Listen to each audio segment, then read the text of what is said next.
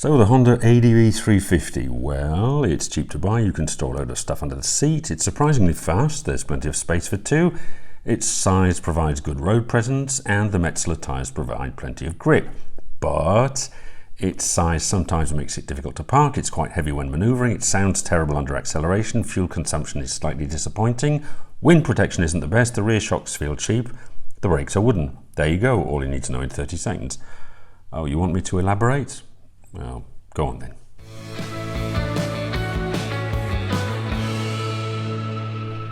Now, unlike my Triumph Speed Twin, which, if I'm being honest, is a bit of a garage queen, the ADV I bought back in January was always meant as a workhorse. The Algarve is warm and dry, and for most of the year the roads are pretty empty, making it an ideal place for a scooter. Generous under-seat storage means we use it for grocery shopping, going down to the beach, and general running around. I work from home, so I don't need to commute, but if I did, the ADV's strong engine would make it ideal. It's not perfect though, so let me elaborate on the bad points I listed in the intro before I look at the positives, and then see how the bike does on the RocketScore. First off, the size and weight. The ADV 350 is a big old bird. The seat height is a fairly standard 795mm, but the overall width of the seat plus the running boards means that getting on feels a bit like straddling a horse. Now I'm 6'1", 1m87, but I can only just flat foot both feet. It's a good size for me, there's space to move around and the bars fall nicely to hand, but if you're of average height or below, then I would suggest you give it a good test ride before deciding. The shape of the seat, clearly dictated by the need to fit two helmets underneath, also means I can't shuffle back quite as much as I'd like to, so my legs are very slightly cramped. It's a heavy bike too, 190 kilos makes it twice the weight of the featherweight Vision 110 we had before. Combined with a long wheelbase, this does provide good stability at high speed, but manoeuvring in and out of parking spaces, or even around the garage, requires concentration and effort, particularly with the aforementioned width. Don't expect to rock up to the casino like James Bond. Fuel consumption, I've done 5,000 kilometers and never reset the trip computer. Average consumption has been 3.5 litres per 100 kilometres. It's good, a lot better than the car of course, but our Vision managed 1.5 litres per 100 kilometres, and my considerably larger and more powerful Speed Twin 1200 manages only 5 litres per 100 kilometres.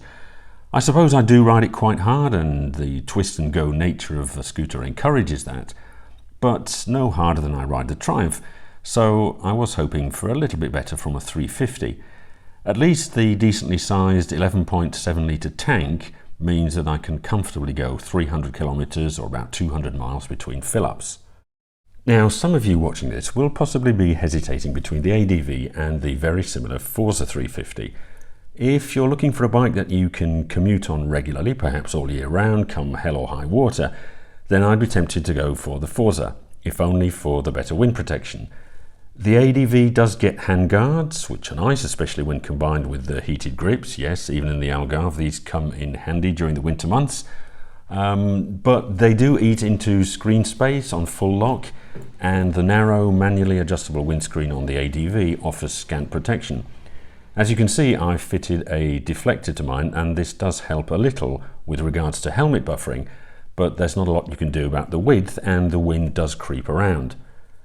Givi has come out with this solution, which I imagine is pretty effective in stopping the wind, but it don't half look weird.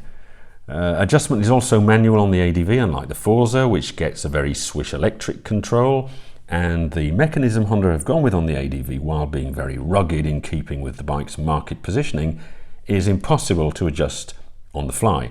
I know because I've tried. You need to stop and use both hands, and the 4-position adjuster doesn't offer the millimetric precision of the Forza's electronic system. I chose the ADV because living in a warm part of the world, wind protection isn't that important, and I wanted the slightly better suspension on the ADV. When I placed my order at the beginning of the year, Honda's European websites clearly stated that the Showa rear shocks were adjustable. Well, it turns out they're not, and when I complained to Honda about this, they replied that they were sorry for the error, but I should have double-checked with my dealer, as if they'd have known. So they are not adjustable even for preload, and in addition to that, they're rubbish. Okay, maybe that's a little harsh. The ride is better than on the Forza, but as with all other scooters I've ridden, the suspension overall is crashy. It is slightly more compliant two-up, indicating that a preload adjustment Honda lied about at launch would have been nice to have had. It's not a deal breaker, but some plusher suspension would be much appreciated. I feel I should also point out that while the rear shocks on my ADV have been okay so far, I have seen several cases reported in user groups of them leaking fluid. Replaced under warranty, of course, but it's a faff to have to deal with and not something you would expect of a Honda. The brakes feel disappointingly wooden, something I attempted to remedy by swapping out the pads for some sintered EBCs, but they were even worse for some reason, so I put the stock pads back. They're not dangerous, of course, this is a Honda after all, but a 15-inch front wheel means that you're stuck with a small disc, and the levers do require a fairly hefty squeeze to haul up the near 200 kilos of the bike, plus my 90 kilos and my wife's 50. The slightly sports adventure style of the ADV compared to the Forza would have justified a second disc, so think on please Honda. You did give the CB500X twin brakes this year, so perhaps you'd be kind enough to do the same on the ADV. So how about the instruments? Well, they're legible enough even in bright sunshine, but as so often these days, much of the information is written in tiny, difficult to read characters. Having the ambient temperature is a nice feature, but given that the bike has a continuously variable transmission, I can't really see the point of such a prominent rev counter. I mean, it's not as if you can do anything about it anyway. You can't change up or down a gear to control engine speed, so what's the point of having a rev counter? And finally, my number one negative with the ADV, without a doubt the most annoying thing, and something that could well have been a deal breaker had I known about it before I ordered, the noise. I used the term loud metallic fart in my 1,000 kilometer review a few months ago, and if anything, it's getting worse. It's a sort of you really only hear it under acceleration, but on a scooter you do that a lot, maybe 75% of the time. The noise is so bad that I literally find myself trying to avoid accelerating or accelerating more gently than I would normally. It became so annoying that I took the scooter back to the dealer a few weeks ago, and when the guy returned from the 10-minute test ride, he said it was normal and that they all made that noise. Apparently it's got something to do with the heavy-duty rollers or something used in the variator. Now, I'm no expert and I don't know if that's the case, but I can tell you that if you're at all sensitive to noise, as I am, then you're in for a real treat with the ADV. My Speed Twin makes a lot of noise too, but it's a pleasant, beefy throb. This is an annoying, shrill, metallic noise, verging on the unbearable on longer trips. My wife is usually very tolerant of this kind of thing, but even she has commented on how disagreeable it is after a few minutes. Anyway, enough of the negatives. Let's have a look at the things that I do like about the ADV. First off, can I say that despite the negatives I've just listed, it is a great bike, just what we need. An excellent companion to the Triumph, and I don't regret buying it at all, quite the contrary. The first good thing is the price. Now, some markets, like Italy for example, will only sell you the ADV with this expensive and, in my case, unnecessary top box.